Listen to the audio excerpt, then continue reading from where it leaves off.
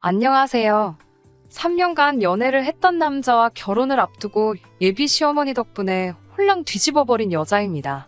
제 나이 올해 29살이고 결혼할 뻔한 예비 신랑은 저보다 4살이 많은 33살입니다.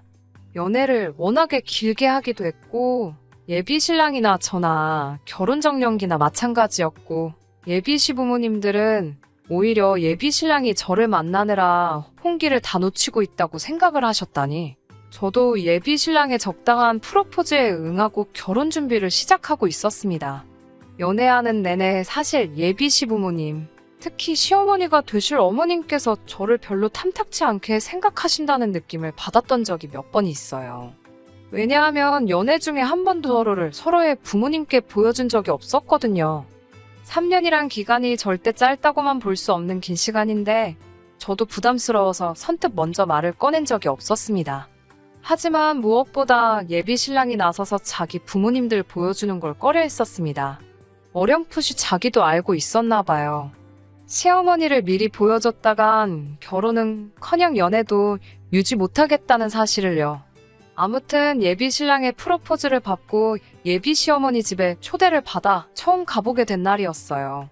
예비 시어머니께서 저를 보고 건넨 첫 마디는 이야기 많이 들었다. 잘 부탁한다는 등의 인사말도 아닌 우리 잘난 아들 마음을 누가 뺏었나 했더니 이 아가씨였구만 이었습니다. 그때는 그냥 웃어넘기고 말았는데 첫 인상이 그렇게 좋으신 분은 아니었어요. 식사하는 와중에도 저에 대한 궁금한 점은 그다지 물어보지 않으시고 위아래로 무슨 물건 훑어보듯이 계속 저를 쳐다보셨어요. 그렇게 식사가 끝날 때까지 불편한 눈치만 주실 뿐. 정말 말 한마디 없으시다가 식사가 끝나고 나서 식탁을 정리하시더니 냉장고에서 과일을 종류별로 꺼내오셔서는 칼하고 접시를 제 앞으로 쭉 밀어주시더라고요. 저는 뭔가 하고 멀뚱히 쳐다보고 있었는데 예비 시어머니께서 저한테 뭘 구경만 하고 가만히 앉아있냐고 하시더군요. 과일 깎는 걸 한번 봐야겠다고 하시며 어디 한번 깎아보라고 하시더라고요. 저도 깎으라고 무조건 과일 깎는 그런 사람도 아니었고 사실 이런 것들은 이미 먼저 시집간 친구들에게서 들은 이야기도 있고 해서 암만 시어머니 되실 분이 시킨다고 원하는 대로 할 생각도 없었어요. 단지 설마 했지만 제 시어머니 되실 분이 저한테 이런 걸 시키실 거란 생각을 하지 못했죠. 어머님께 어머님, 저는 과일을 껍질째 먹어요. 예랑이가 자기는 과일을 깎아 먹는다고 해서 저희끼리는 과일 먹을 때 깎아 먹을 사람은 직접 깎아 먹기로 했어요. 라고 말씀드리고 과일 접시를 예비 신랑 쪽으로 쭉 밀어버렸어요. 실제로 예비 신랑과는 연애하던 기간에 말했던 이야기이기도 했고 예비 신랑도 자기 어머니의 의도를 눈치챘는지 적당히 저에게 맞장구를 쳐주며 그렇게 하기로 했다고 넌지시 웃으며 상황을 넘기더라고요. 예비 시어머니께서는 그 길로 예비 신랑 앞으로 넘어간 과일 접시를 다시 뺏어오시더니 인상을 잔뜩 찌푸리시고는 아무 말도 없이 과일을 손수 깎아주시더라고요. 예비 시어머니가 깎아놓은 과일을 한두 개 집어먹을 때 도끼 눈으로 저를 노려보셨지만 저는 아무것도 모르는 척 과일을 먹었어요.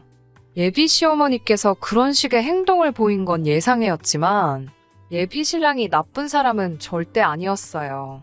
좋은 사람이었기 때문에 프로포즈에 승낙을 한 것이고 연애도 길게 유지할 수 있었지요. 예비 신랑이 우리 집에 처음 인사드리러 온 날 정말 저희 부모님께도 싹싹하게 잘했어요. 제 여동생한테도 정말 넉살맞게 잘했고 집에 갈 때쯤이 되니까 제 동생은 이미 예비 신랑을 형부라고 부르면서 잘 따르더라고요. 저희 부모님도 예비 신랑을 굉장히 마음에 들어 하셨고 부모님까지 좋아해 주시니 저도 당연히 이 사람과 결혼하게 될 것이라고 생각했었지요. 그리고 얼마 전 처음 양가상견례 날이 되었습니다. 저희 부모님께서도 신경을 많이 쓰셨고 이왕 식사 자리 잡는 거 좋은 데서 하는 게 어떻겠냐는 말에 서울 중심가에 있는 유명 호텔 레스토랑에 힘들게 예약을 잡게 되었습니다. 예약이 끝난 후 예비 신랑에게 장소를 말해줬는데 몇 시간 있다가 저에게 전화가 오더라고요. 그러고선 하는 말이 장소를 조금 변경했으면 좋겠다고 하시더라고요. 예비 시어머니께서 원하시던 장소는 고깃집이었어요. 시부모님께서 잘 아는 곳이 있다고 본인이 예약을 잡아놓을 테니 거기서 하자고 하시더군요. 적어도 저희는 그 장소가 조금 독립된 공간이 따로 있는 사적인 대화를 나눌 수 있는 루명식의 고깃집일 거라 생각을 했어요. 그런데 도착한 장소는 그냥 예비시댁에서 가까운 곳에 위치한 가든형 고깃집이었습니다. 아무리 원하는 음식을 드시는 게 더 좋다고 한들 그래도 양가 부모님께서 처음 만나는 상견례 자리이니만큼 어느 정도는 조용한 곳이었으면 했는데 그래도 엄청 유명한 맛집이기는 한지 초저녁 시간대였는데도 가게에는 발 디딜 틈도 없이 손님이 가득했습니다. 아무래도 장소가 의외의 장소이다 보니 예비 시어머니께서는 호텔 같은 데서 알지도 모르는 요리 먹으면서 어색한 것보다 이렇게 확실하게 맛있는 음식 먹는 게 낫지 않겠냐며 말을 하시더라고요. 누가 봐도 본인께서 먹고 싶은 음식집으로 고른 거라는 느낌을 지울 수가 없었어요. 좋아하는 음식 드시는 것도 좋지만 자리에서 챙겨야 할 격식이나 경우 같은 건 전혀 고려하지 않고 고른 곳이었죠. 저희 가족은 부모님과 저 이렇게 3명이 참석했고 예비신랑 가족은 부모님 포함 예비신랑 위로 있는 형까지 데리고 나왔더라고요. 처음에 서로 인사하고 따님 잘 키우셨다. 아니다. 아드님도 잘 키우셨다 하면서 서로 덕담 나누고 시작했어요. 그때까지만 해도 분위기가 좋았는데 예비 시어머니께서 저희 어머니한테 예비사도는 고기를 참 많이 드셨나 보다. 고기를 많이 드셔서 빵점짜리 어머니가 되셨나 보네. 이러더라고요. 그러면서 괜히 고깃집에 데려온 게 아닌가 몰라 하면서 깔깔 웃더라고요. 무슨 소린가 싶었어요. 방금까지 서로 자식들 잘 키우셨다 나누던 분이 갑자기 저희 어머니한테 빵점 어머니라는 말을 하시다니요. 무슨 소린가 했더니 진짜인지는 모르겠는데 무슨 육류가 산성음식이고 산성음식을 많이 먹으면 나를 낳는다나 어쩐다나 한다고 하더래요.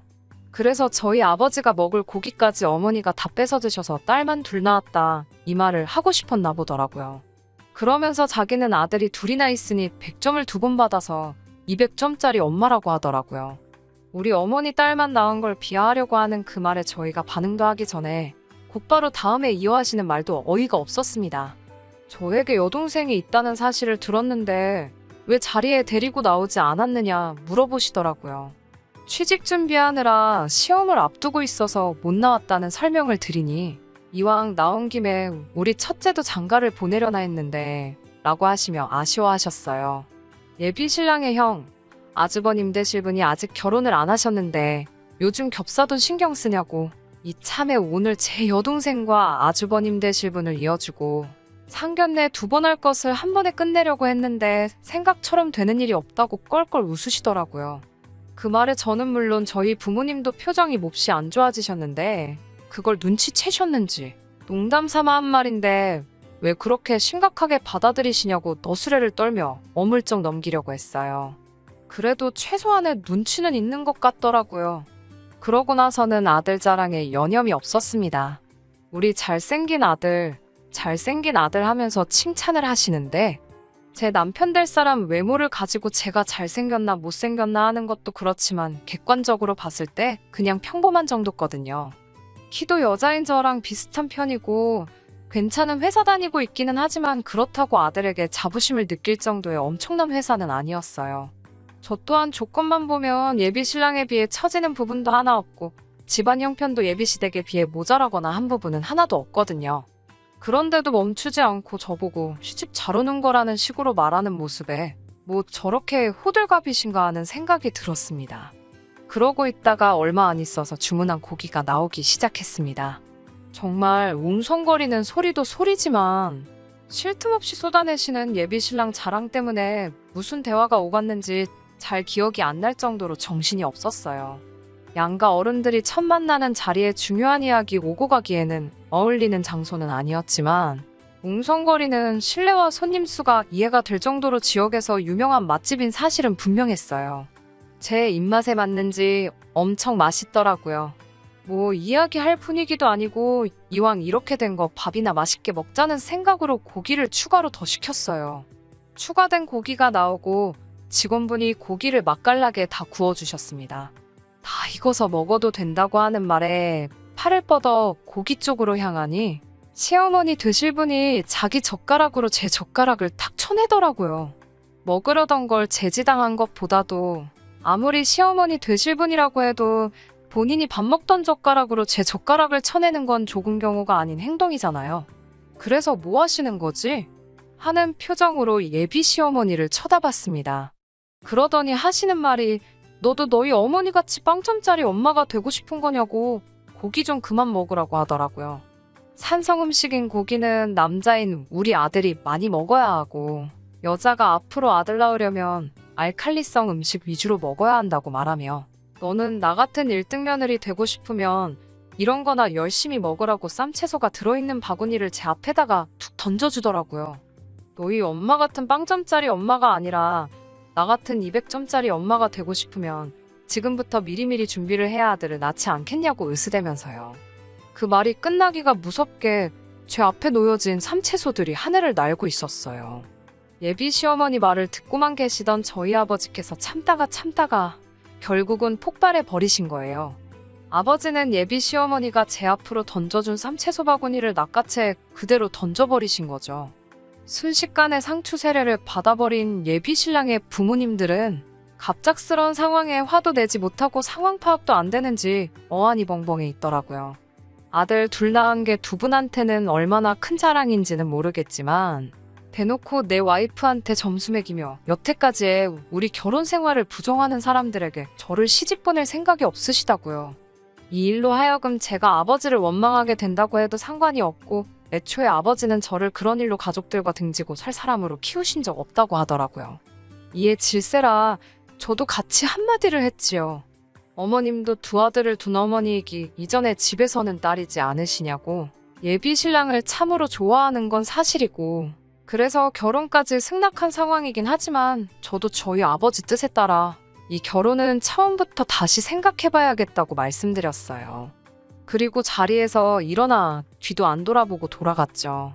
예비 신랑이 가게 밖까지 쫓아나와 저와 저희 아버지한테 사과를 하더라고요. 아버지는 너네가 사과해야 할 사람은 우리가 아니라 그 자리에서도 끝까지 한마디 안 한 우리 안 사람한테 해야 하는 게 맞다고 하셨고 그런 부모를 둔 게 죄는 아니니 예비 신랑이 사과할 필요도 없다고 하셨어요. 정작 사과를 해야 할 시어머니는 가게 안에서 스트레스를 풀고 있는 건지 코빼기도 나오지 않고 있는 상황이었거든요. 저도 고개를 절레절레 흔들고 그렇게 결혼까지 생각했던 그 남자를 뒤로하고 집으로 돌아왔습니다. 그렇게 결혼까지 준비하던 남자친구와는 이별하게 되었네요. 말씀드린 대로 3년이라는 긴 연애를 하며 결혼까지 확신을 줬던 사람이니만큼 아쉬운 마음이 없다고 한다면 그건 거짓말이겠지요. 실제로 가끔도 생각이 납니다. 그래도 다시 시작할 생각은 없어요. 제가 사랑에 눈이 멀어 미래가 뻔히 보이는 불구덩이 안으로 스스로 들어갈 정도로 상황 판단을 못하는 사람은 아니니까요. 그 집에 며느리로 들어가면 적어도 저에게 무슨 일이 펼쳐질지는 이미 상상을 해보지 않아도 눈앞에 선할 정도로 안 봐도 비디오거든요. 아들만 갖는 게 얼마나 자부심을 느낄 일인지는 알 생각도 없고 평생 가도 모르겠지만 그래서 저도 아쉬움 가질 생각이 들기도 전에 곧바로 이별하게 되었습니다. 그날 일을 돌이켜 생각해봐도 아버지가 너무 성급했다고 생각하지 않습니다. 자식이기는 부모 없다고 그 와중에 제 생각한다고 아무 말도 못하셨다면 오히려 그 상황이 더 실망스러웠을 것 같아요. 어김없이 저의 기대를 저버리지 않고 엄마 편을 들어준 아버지가 오히려 더 멋지게 느껴집니다. 저도 이제 다시 새로운 사람을 만난다면 그 어떤 상황에서도 배우자의 곁을 든든히 지켜주는 아버지 같은 사람하고 만나고 싶네요. 그러면 앞으로 제 앞에 나타날 사람을 기대하며 오늘 사연은 여기서 이만 줄이도록 하겠습니다. 끝까지 들어주셔서 감사합니다. 오늘의 사연은 여기까지입니다. 구독과 좋아요, 알람 설정 부탁드리고 더 좋은 사연으로 다시 찾아뵙겠습니다. 감사합니다.